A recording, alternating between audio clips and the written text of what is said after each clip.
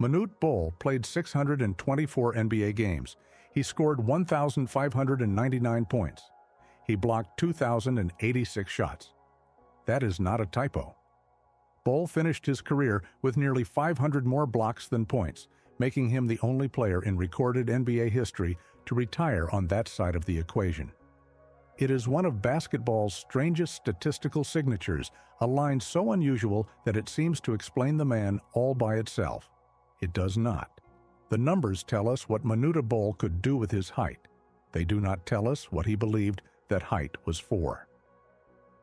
American basketball first presented him as a physical wonder, 7'6" or 7'7", depending on the listing, barely 200 pounds, with arms that seemed to reach from one side of the lane to the other. Fans stared. Television cameras searched for the smallest person available and placed that person beside him. Opponents tested his narrow frame. Coaches tried to decide whether they had found a defensive weapon or inherited an impossible experiment. Bol understood the bargain. His body attracted the attention. Basketball converted that attention into money, and both could be used for something much larger than an NBA career. While spectators measured him in inches and blocks, his attention kept returning to Sudan, to relatives caught in a civil war, to refugee camps, and later, to schools he hoped could bring divided communities together. That choice made his life more complicated than the clean legend it eventually became.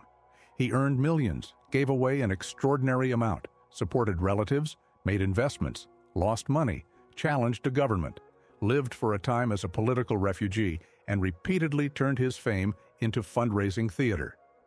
He could be funny, proud, stubborn, and impractical. He was not a saint designed for a documentary. He was a man trying to make one improbable career answer the demands of two worlds. The central question is not how someone that tall reached the NBA. The remarkable question is why, once he reached it, he treated the league less like a destination than a platform. Long before Washington, Golden State, or Philadelphia, there was Turalai, a village in what is now South Sudan. Manute was born into a Dinka family whose members were reported to be exceptionally tall. His father, Madut, was a respected elder. His mother, Akwak, was said to stand about 6'10". A sister was around 6'8". Stories about an even taller great-grandfather became part of the family mythology. Extreme height is often discussed as if it must be evidence of illness. Bol was not known to have gigantism. His size belonged to his family and to a Nilotic population in which unusual height was less alien than it appeared to American audiences. The distinction matters. What would later be sold as something almost unnatural had never made him a circus act at home. In Turalai, he was a son, a brother, and a boy expected to help care for livestock. Formal schooling was not readily available to him. War had closed nearby schools, daily life revolved around cattle, and his father expected him to remain close to home. Manute wanted to learn. He later described walking away twice in search of a school, first toward Abyei and later to Babanusa. The second attempt lasted longer, but the Arabic used in the classroom was another barrier. He returned home without receiving the education he had imagined. There was another conflict waiting for him there. Dinka initiation into manhood included the removal of lower teeth and scarification of the forehead. Bol resisted and ran away, but eventually returned and went through the ritual.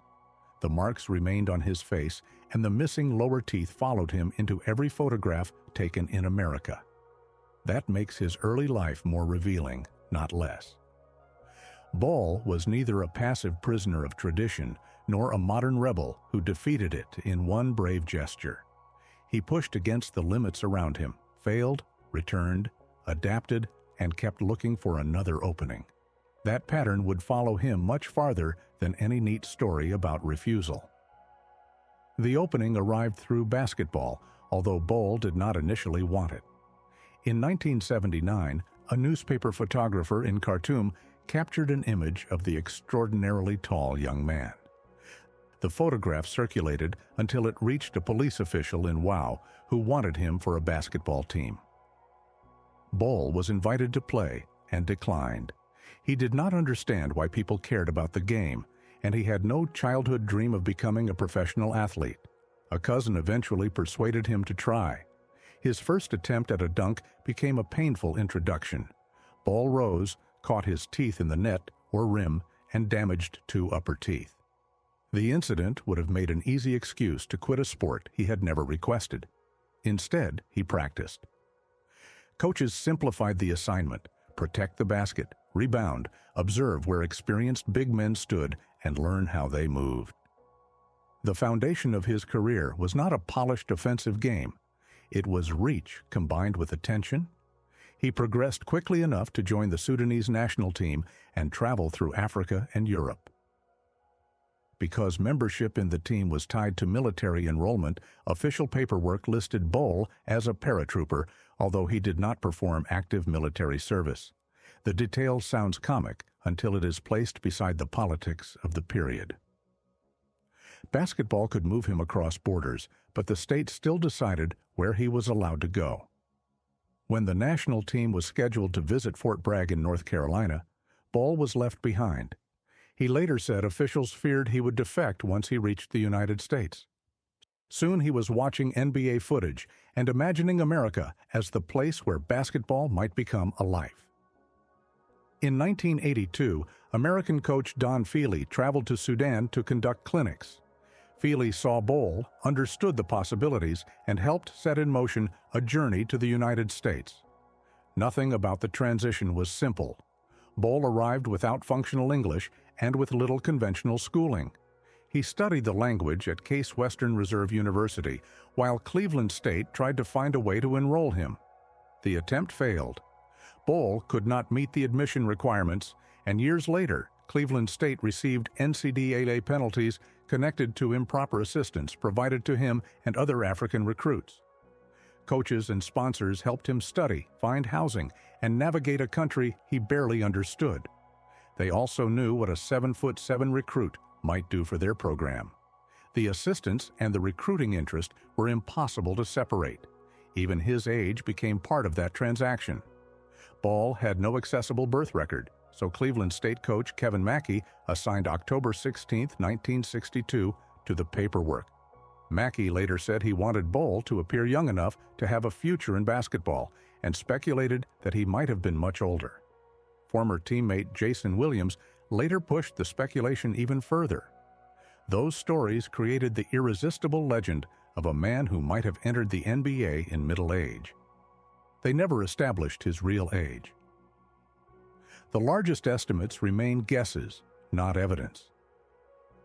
What can be said is already remarkable.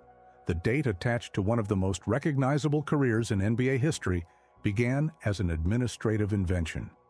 The San Diego Clippers selected Bol in the 1983 draft without a valid declaration of eligibility. The NBA voided the pick. Once again, a team had announced that it wanted him before the process had created a legal place for him. Bol needed a school that could address both basketball and language, and he found it at the University of Bridgeport, a Division II program in Connecticut. At Bridgeport, the curiosity became production. During the 1984-85 season, Bol averaged 22.5 points, 13.5 rebounds, and more than 7 blocks per game. A gym accustomed to crowds of a few hundred began selling all 1,800 seats. Opponents altered their offenses because the direct route to the rim was no longer available. Bridgeport reached the Division II national tournament, and for the first time, the attention surrounding Bol was supported by a full season of competitive evidence. The work away from the court was less visible. Contemporary accounts describe Bol reading English at roughly a third-grade level when Bridgeport admitted him. He was trying to understand lectures and paperwork while learning organized basketball at a speed demanded by scouts. Every game made him look like a shortcut to the NBA. Every class reminded him how far the journey still stretched. Opponents soon stopped challenging him normally. Some slowed the game and held the ball, preferring long possessions to repeated trips into his reach. Bridgeport coach Bruce Webster later claimed Bol had been blocking around 15 shots a game before teams adopted those tactics. The official average settled lower, but the adjustment itself was evidence. Small college programs were rebuilding entire game plans around a player who had learned the sport only a few years earlier. The season also attracted NCAA attention to his academic eligibility. Waiting another year promised development, but it also introduced the possibility that administrative questions could close the college route altogether. Basketball had opened a door for Bol before. He had already learned that an institution could close it just as quickly. Scouts still saw a project. He was astonishingly thin, inexperienced, and vulnerable against strength. Many thought another year or two in college would help. Bol entered the professional ranks anyway. The Civil War had reached his home region, his sister had been displaced, and he told reporters he needed money to help her. Waiting for a better place in the draft mattered less than getting paid soon enough to act. Before the NBA season, he played 25 games for the Rhode Island Gulls in the new United States Basketball League. Bol averaged a triple-double that hardly resembles basketball: 14.2 points, 14.2 rebounds, and 11.2 blocks. He led the league in blocks, made its first team, and shared the roster with 5'7" guard Spud Webb. 2 years before the famous photographs with Muggsy Bogues, Bol was already playing beside a future NBA guard 2 feet shorter than he was. The crowds came for the picture, but 11 blocks a night gave them a reason to stay for the game. The Washington Bullets selected him 31st overall in the 1985 draft. Only then did an NBA organization confront the full physical contradiction. The pick did not produce the celebration reserved for the top of the first round. Bol entered as a second-round project whose name was more famous than his game. Washington knew the height would sell curiosity immediately. The question inside the organization was how many useful minutes could be built before stronger opponents exposed everything else. Bol stood roughly 7.5 feet tall and weighed close to 200 pounds. Reports from his early training described him struggling with a 44-pound bench press. Whatever the exact number, his lack of strength was obvious. Centers who were shorter by nearly a foot could move him with their hips and shoulders. Yet he possessed an estimated 8'6" wingspan and a standing reach above 10 feet. He did not need to win the collision if he could reach the ball after everyone else thought the play was over. That distinction shaped his defense. Bol was not an immovable post anchor in the style of the era's strongest centers. He was a deterrent, arriving from angles shooters could not calculate. A guard could beat the first defender, see open space, and release what appeared to be a safe layup. Then an arm entered the picture from somewhere outside the normal geometry of basketball. The first overwhelming demonstration came on December 12, 1985, against Milwaukee. In his first career start, Bol scored 18 points and blocked 12 shots as Washington won in overtime. 12 blocks established a franchise record. 18 points showed that an opponent could not simply abandon him.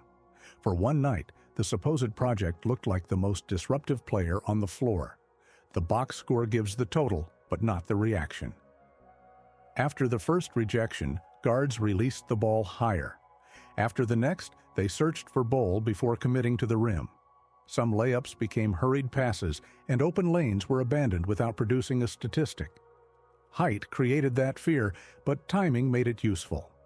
Bol waited for shooters to commit, extended without crashing through them, and stayed balanced enough to make another play.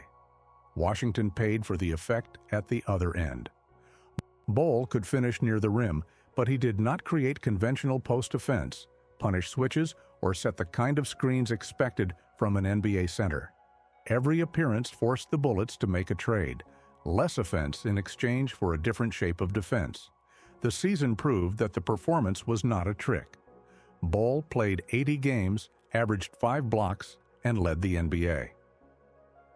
His 397 blocks remain the rookie record and rank, behind only Mark Eaton's 456 among the largest single-season totals ever recorded. He made the NBA all-defensive second team and helped Washington reach the playoffs. Early crowds arrived wondering whether the tallest player they had seen could survive. Soon, every block brought chance of Manute. Teammate Gus Williams said Bol could block anyone's shot. The question was whether he could do everything else consistently. Washington kept him in the weight room, added some pounds, and built short stretches around his defense. He was never going to resemble the league's power centers.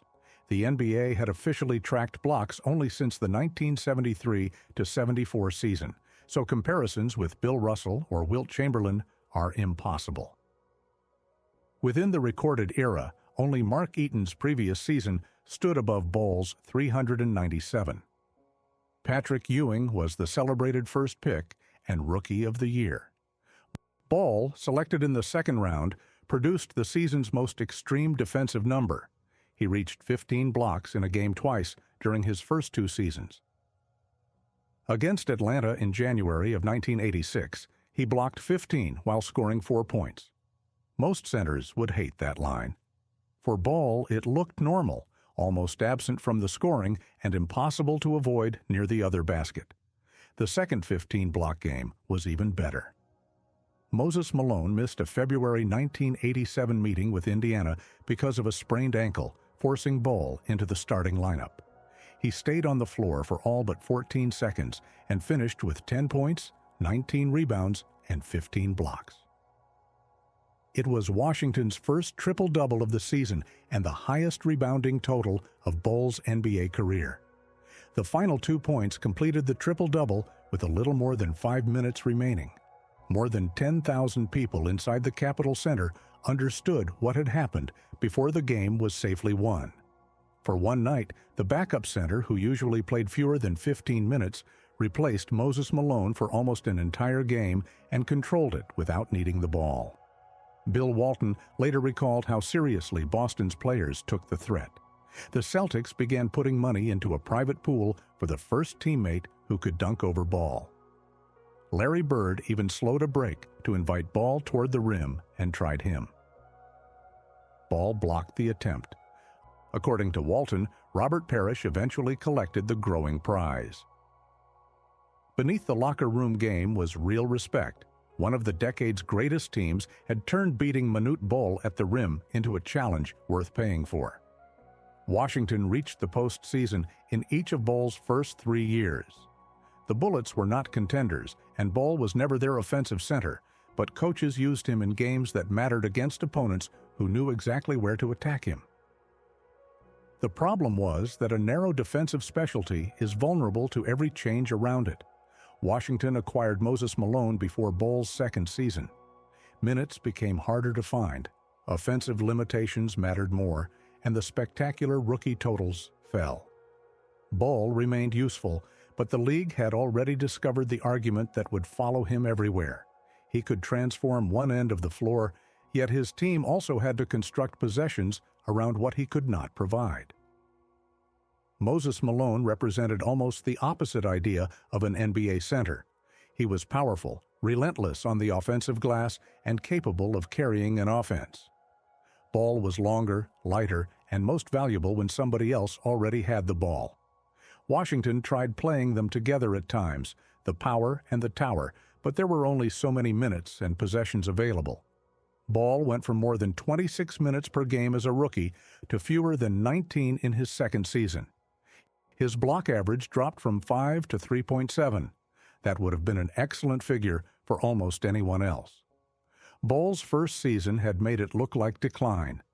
During his rookie season, Chicago center Jawan Oldham shoved and struck him. Bol answered, the benches cleared, and both players were punished. The quiet newcomer could be pushed off a post position, but he would not quietly accept everything that came with it. Teammates already knew the temper that appeared between the jokes. In 1987, Washington added 5'3" rookie Muggsy Bogues. The tallest and shortest players in the NBA now shared a roster, separated by 28 inches. Photographers could explain the image to anyone in a second. Bogues barely reached Bol's chest. On the floor, neither was a prop. Bogues survived by staying lower than every defender, changing direction, and finding narrow passing lanes. Bol erased space above the rim. Bogues would play 14 seasons and become a respected starter in Charlotte. Bol already owned the rookie blocks record. Their photograph became a joke because the contrast was irresistible, not because either man's career was won. Bol understood that attention and often played with it. Teammates remembered a sharp sense of humor and a taste for pranks.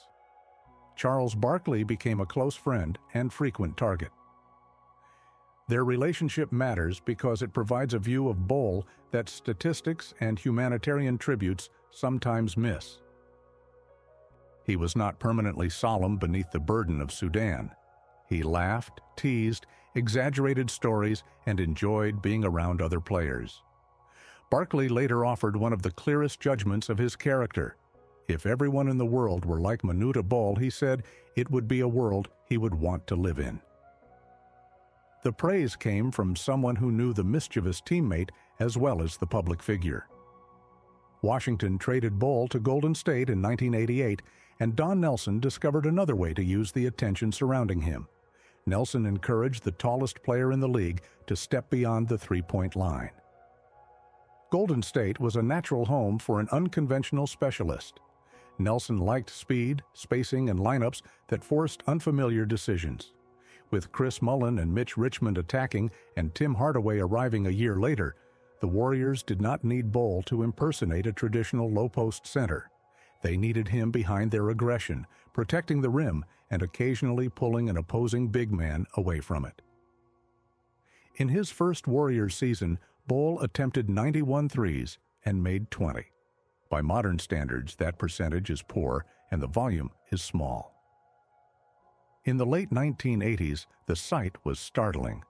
Centers were expected to remain near the basket, and few teams considered the three-pointer an ordinary part of a big man's game. Bol's attempts could make an arena laugh, then roar when one dropped. His release was slow and so high that most defenders could not seriously contest it. Accuracy came and went. A miss could draw laughter, a make forced the opposing center to take another step away from the paint. Bol did not invent the modern stretch five and never became an efficient shooter. Nelson simply found an area where lack of strength mattered less. During the same 1988-89 season, Bol led the league again at 4.3 blocks per game. The Warriors could enjoy the threes because his defense had already paid for his minutes. The Warriors reached the second round of the 1989 playoffs. Bol's minutes changed with the matchup, but the arrangement showed the best version of his career, a highly specialized player inside a system willing to use the specialization instead of apologizing for it. Golden State also gave him one of his closest friendships. Chris Mullin and Bol came from visibly different worlds, yet teammates described a genuine bond that survived trades, retirement, and Bol's later hardships. His record book contains sequences that sound invented. Bol tied NBA marks with 11 blocks in a half and 8 in a quarter, reaching the quarter total twice. Against Orlando in January of 1992, he rejected 4 attempts during one possession. The ball changed hands, shooters tried again, and the same arm kept ending the play. No speech about his defensive impact explains it as efficiently as that footage. Watch the sequence and the comedy disappears. Bol does not celebrate after the first block because the possession is still alive. He turns, locates the next shooter, and rises again. The Magic recover another loose ball, and he repeats the process. By the 4th attempt, the scene has become a demonstration of stamina and concentration. Length created 4 chances to make a play. Attention allowed him to finish all 4. Many tall players have reached professional basketball without becoming historic shot blockers. Bol read the release, kept his balance, and stayed involved after the first action. His reach covered mistakes, but 4 blocks in one possession required 4 correct reactions. Another box score from January of 1988 captured how quickly he could take over. Bol came off Washington's bench against Golden State, played 15 minutes, and collected 10 rebounds, 10 blocks, and 6 points. He blocked every Warriors shot credited to the Bullets that night. Most players cannot reach a double-double in 15 minutes.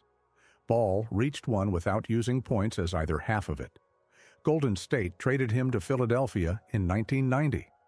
There, he was reunited with Barkley and remained a specialized defender, but his body was accumulating the cost of competing against heavier players. The league kept asking a narrow frame to survive an extremely physical era. Every shove in the post attacked the limitation that practice could never remove. Against Phoenix in March of 1993, Bol made 6 three-pointers in the second half. The first drew amusement. After the second, teammates began searching for him. By the third, defenders were following him away from the basket. He finished 6 of 12 from deep in the half, accounting for more than a quarter of all the threes he made in his NBA career. Barkley watched from the other team as his former teammate briefly took over the arena. Phoenix still won. The moment lasted because the least likely shooter on the floor kept receiving the ball and refusing to stop. That season was near the end of his stable NBA life. The 76ers released him in 1993. Miami used him for 8 games. He returned briefly to Washington and Philadelphia. Each stop asked whether a few minutes of rim protection could justify the roster place, the physical management, and the offensive compromise. The Miami numbers were stark: 61 minutes, 1 made field goal, and 6 blocks.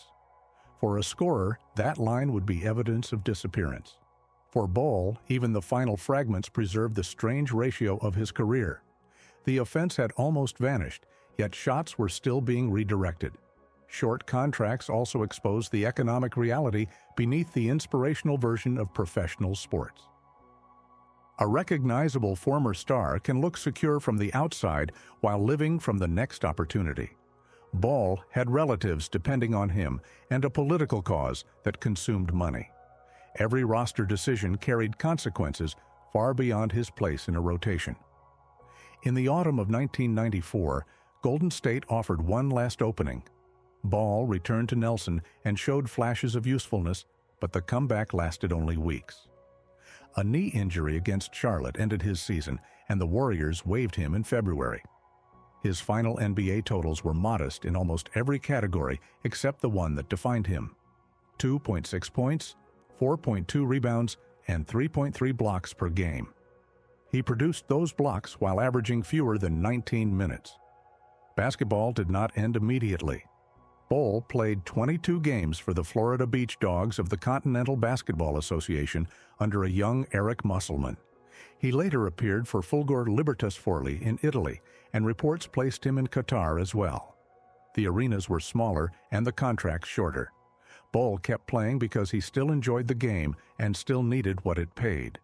The Florida Beach Dogs paired him with another recognizable former NBA center, Darryl Dawkins, and some games reached ESPN. The setting was smaller, but Bol still generated attention that minor league teams rarely received.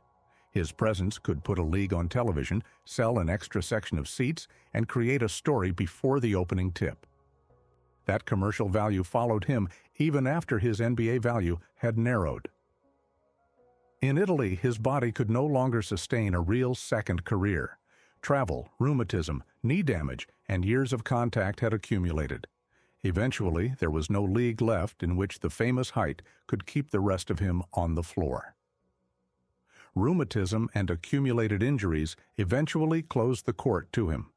By then, the public story was ready to place Manute Bol in a familiar category: unforgettable NBA oddity, beloved teammate, extraordinary blocker, the giant who once shared a photograph with Muggsy Bogues and launched threes for Don Nelson. Bol had already begun living a different story. Sudan's second civil war began in 1983 and continued for more than 2 decades. The government in Khartoum and the Southern Sudan People's Liberation Movement fought over power, territory, resources, and the structure of the country. Civilians experienced the conflict as destroyed villages, hunger, and displacement. Members of Bol's extended family were killed or scattered. For American viewers, Sudan periodically disappeared from the news. For Bol, it kept calling. His activism began while he was still an NBA player. In 1991, Bol flew into a southern war zone where aid had been restricted and displaced children known as the Lost Boys were in danger of starvation. He visited refugee camps, carried money, and used the attention surrounding his arrival to pull humanitarian organizations toward people the outside world rarely saw. The trips changed the meaning of his celebrity. In an NBA arena, recognition produced photographs and applause. In a refugee camp, it could produce food, clothing, or a meeting with someone capable of moving supplies. It also made neutrality impossible. Assistance to southern communities could be treated by the government as support for rebellion. Bol sent money to relatives and contributed heavily to southern Sudanese causes. Several contemporary estimates placed the total around $3.5 million. When people later described it as a fortune he had lost, Bol rejected the word. "It wasn't lost," he said. "It helped Sudan." The money did not travel through one clean channel. It supported relatives across several countries, immediate relief, political efforts, and humanitarian work. Bol also owned property, drove expensive cars, and lost money in a restaurant investment. Generosity was central to his financial collapse, but it was joined by family obligations, failed decisions, political upheaval, and the end of his NBA income. As his playing career wound down, Bol spoke about Sudan in Washington and appeared at a congressional hearing. He gave a distant conflict a face already familiar to American sports audiences. Each public appearance increased his value as an advocate and his exposure to a government that regarded his American connections with suspicion.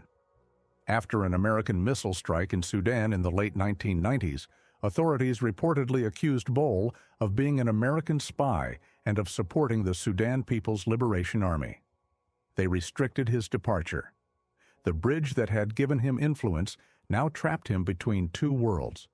America made him suspicious to Khartoum, while his support for southern Sudan made silence impossible. In 2001, the government offered him the position of Minister of Sport.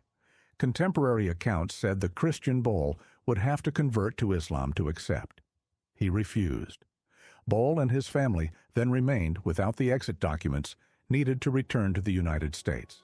Supporters in America, including political figures, helped arrange a route through Egypt. After months of uncertainty, Bol returned with members of his family in 2002 as a political refugee. The former NBA player, who had once earned more than $1 million in a season, now arrived with a damaged body, depleted resources, and no secure work. This time, no basketball program was waiting to organize his life. Bol had a family to support. What he still possessed was a famous face and a name promoters knew they could sell. Bol began accepting appearances that exposed him to ridicule because publicity could be converted into donations. He entered a televised celebrity boxing match against former football player William "Refrigerator" Perry. He signed with a minor league hockey team for a promotional event, even though he could barely skate and never entered the game. These moments can look undignified when separated from their purpose. Bol was allowing promoters to sell the giant again, but this time he was trying to set the price and direct the proceeds. Bol outpointed Perry in the boxing exhibition using his reach against an opponent built almost entirely around weight and strength. The event was crude television, but it paid him and placed his Sudanese foundation in front of a national audience. The Indianapolis Ice promotion followed. Bol put on the uniform and skates, attempted to move around the rink, and remained on the bench when the game began. He knew why the invitations existed. No promoter believed a retired basketball player in his 40s was beginning a hockey career. The absurdity was the product. Bol accepted that arrangement when the appearance fee or publicity could keep his other work moving. The bargain was familiar. People would pay to see his proportions placed in strange situations. Without an NBA contract, Bol accepted the joke and tried to direct the money and attention toward Sudan. Working with Sudan Sunrise, Bol began raising money for schools in southern Sudan. Education was personal to him. He had left home as a boy trying to find a classroom, arrived in America unable to complete the required forms, and depended on coaches, teachers, and friends to guide him through the system. Construction of the Manute Bol Primary School began in Turalai. and the first building was completed in January of 2010. Bol lived long enough to see walls standing in the village where his own access to school had been so uncertain. He wanted the project to accept students regardless of tribe or religion. Christian and Muslim children and children from communities divided by war were supposed to study together. Bol was not presenting education as a quick cure for Sudan. He wanted children to meet before inherited divisions decided what they thought of one another. The school joined the two parts of his life without requiring another basketball stunt. Coaches in America had once made room for an undereducated young man because he could change a game. Bol now wanted children at home to receive that room without first having to become 7 feet tall. In June of 2004, another part of his life changed in an instant. A taxi carrying Bol crashed in Connecticut. He suffered severe injuries, including damage to his neck, and spent close to 3 months in medical care. His height complicated treatment and rehabilitation. The body that had always created logistical problems now had to recover without the conditioning or financial protection of an active athlete. The crash tore open the taxi and threw Bol from the vehicle. Contemporary reports described his neck fractured in 3 places, a broken kneecap, head injuries, and internal damage. He was airlifted to a hospital and later transferred into long-term rehabilitation. Ordinary medical equipment was not designed for a patient of his proportions. Beds, braces, transportation, and physical therapy all became harder. The same practical problems teammates once remembered from buses and hotel rooms now complicated treatment and recovery. Hospital workers extended a bed with pieces of steel and wood so his legs would not hang beyond it. Bol had spent years turning his height into a profession. Now even lying still required equipment to be rebuilt around him. He later admitted that before the accident, he had never needed this kind of help. Former Warriors teammates and members of the basketball community organized a fantasy camp to help with his mounting medical expenses. Chris Mullen joined the effort. The men who remembered Bol's jokes and blocks now saw him unable to walk and struggling with bills. He had spent years answering requests from other people. Recovery forced him to accept the same help. His mobility and finances never fully recovered, but he continued speaking and fundraising. Asked why he kept returning to Sudan, Bol credited his faith. God had guided him to America and given him a good job, he said, but had also given him a heart so I would look back. He never claimed that one former basketball player could solve the war. Looking back was simply an obligation he did not consider finished. By 2010, Southern Sudan was approaching the referendum that would eventually produce an independent South Sudan. Bol traveled to the region again with a humanitarian and anti-corruption mission connected to his work with Sudan Sunrise. He was already suffering from a kidney infection, but he was determined to make the trip. The peace agreement had ended the long civil war, but it had not rebuilt schools or erased distrust. Independence was becoming imaginable. Bol wanted to speak not only about creating a new country, but about what its citizens should demand from the people governing it. He made the trip despite the kidney infection.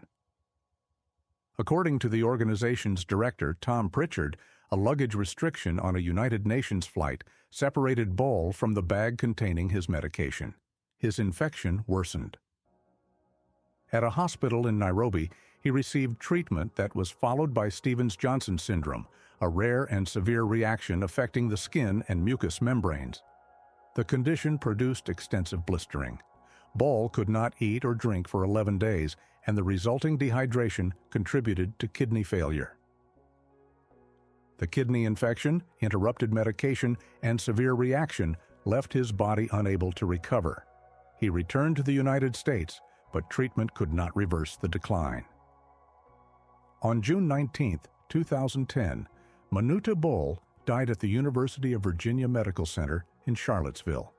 His official age was 47, although the uncertainty surrounding his birth date remained.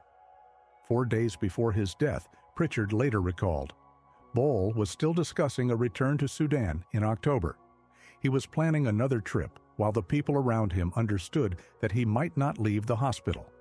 He did not live to see South Sudan become independent in July of 2011. The new nation later descended into its own conflict.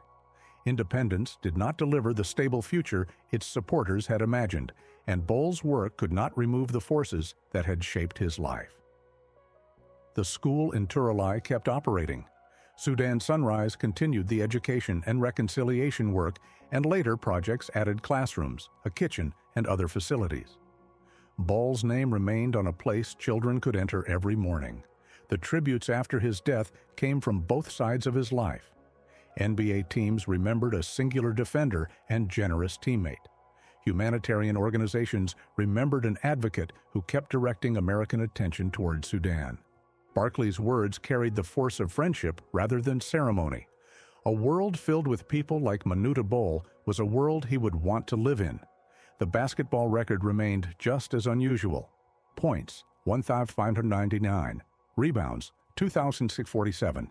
Assists, 171. Blocks, 2,086.